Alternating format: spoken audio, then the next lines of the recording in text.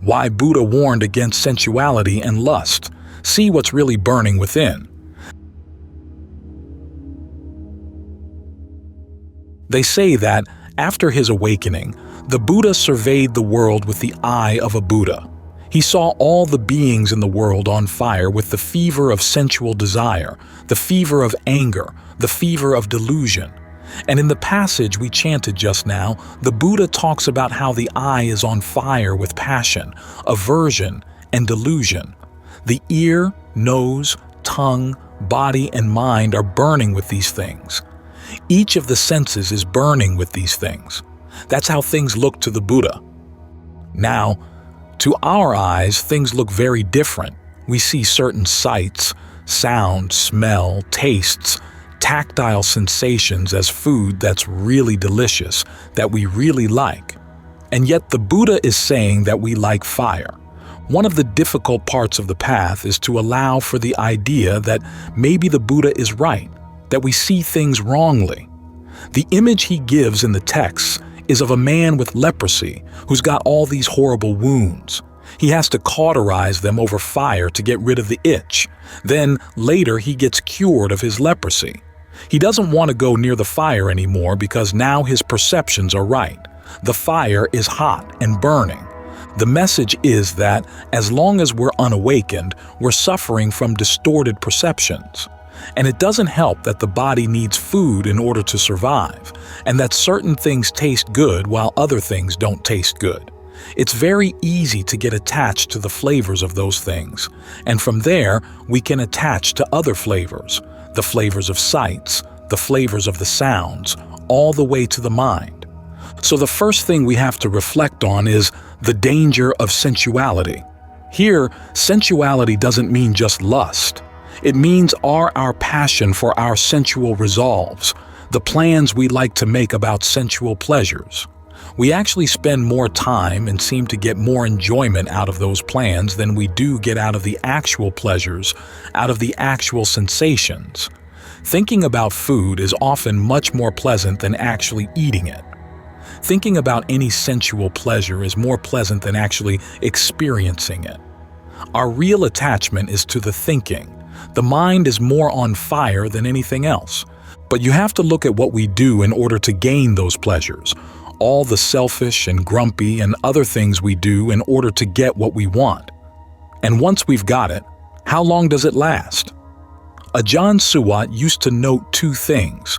One is that, if you ask the sensual pleasures of last week of yesterday, where they are now, they're gone. You think of all the effort you put in to get them and then they go, go, go. Nothing really lasts. Nothing stays with you except the memories. Sometimes the memories are pleasant, but often they're unpleasant. Thinking about the fact that those pleasures are gone. Sometimes thinking of the unskillful things you had to do in order to get them, and then the consequences. Another thing he liked to point out was that most of the murders in the world are between people who've had sex with each other. If sex were a good thing, why would people do that? If it were wonderful, then when it was done, everybody would be very happy. You wouldn't really care whether the person you were having sex with went off and had sex with somebody else. But that's not the way it goes. There's a sense of betrayal. If it really were good, there wouldn't be any betrayal at all. That shows that part of our mind already knows that our slavery to sensual desires really is an unappetizing thing, a dishonorable thing. Yet we try block out that part of the mind. This is precisely the part of the mind we need to look into if we're going to gain any insight, if we're going to gain any good strong concentration, any freedom. This is why so much of the canon is devoted to looking at the drawbacks of sensual pleasures, saying that sensuality is like carrying a torch against the wind. If you don't let go of the torch, you're going to get burned. It's like a drop of honey on the blade of a knife. It's like a raptor having a little piece of meat and other raptors come and tear at it. If the first bird doesn't let go, it's going to get torn up along with the meat. Long lists of the images of the drawbacks of sensuality. People often ask, why is Buddha focused so much on the negative side of these things?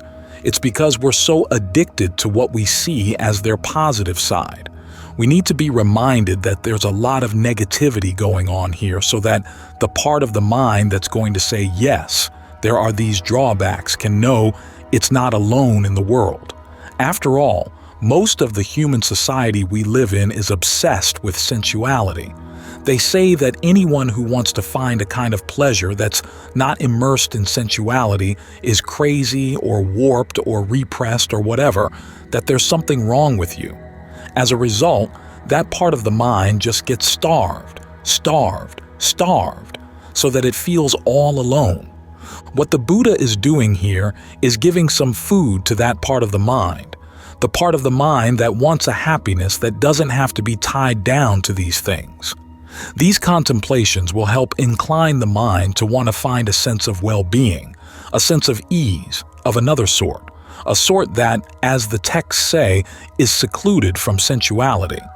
It often helps to get the mind into good concentration by reflecting on the drawbacks of sensual passion, how the objects are not at all like what the mind dresses them up to be, how the actual pursuit of sensual objects can often be demeaning, and how all the thinking that goes into pursuing those objects is a huge waste of energy and time.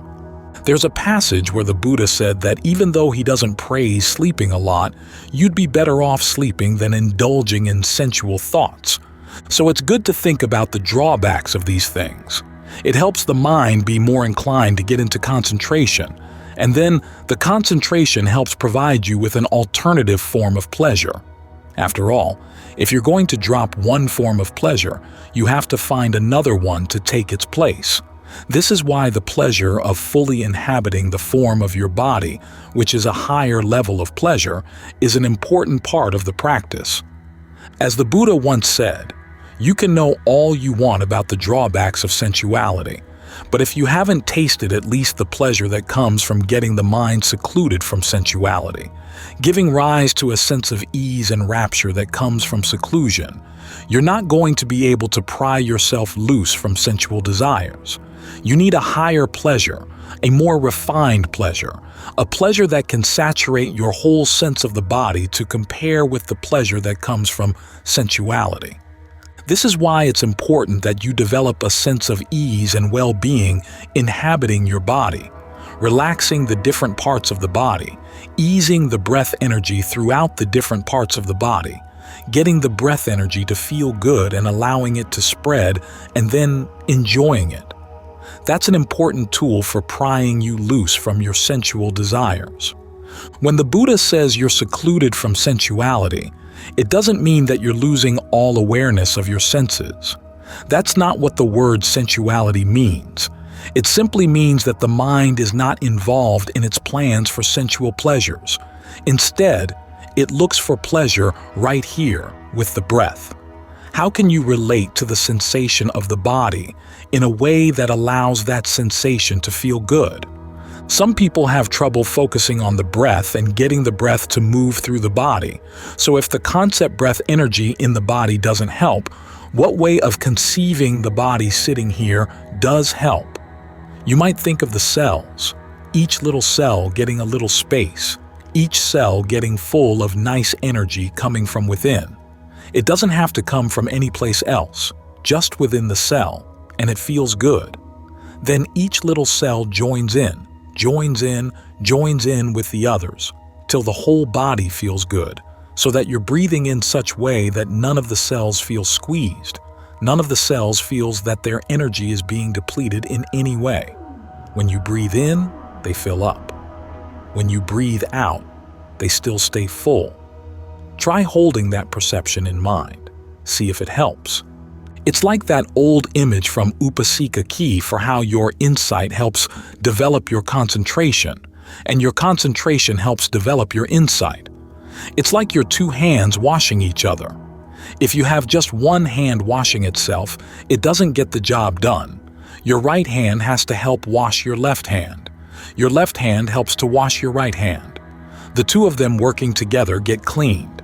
In the same way, the contemplation of the drawbacks of sensuality helps get you into concentration, and the concentration makes it easier to stay away from sensuality. If you find yourself being obsessed with sensual thoughts, make a survey of the body. Which parts of the body are feeling starved? That's usually what happens. There's a sense of the body starved of energy. It needs a good hit of energy. So instead of providing that hit with sensual thinking, you can provide it by the way you relate to the breath, provide it by the way you relate to the feeling of the cells in the body. You might want to start with your hands and from the hands work up the arms. Then you can start with your feet and from your feet work up the legs, up the back. That helps to take away some of the hunger that wants to go for a quick sensual hit. As you focus on the drawbacks of whatever object it is you're desiring, it makes it easier to look at the desire itself. Do you really want to stay involved with this desire? Look at the physical side. You're just sitting here desiring. Look at the way the mind burns. This is not the flame of jhana.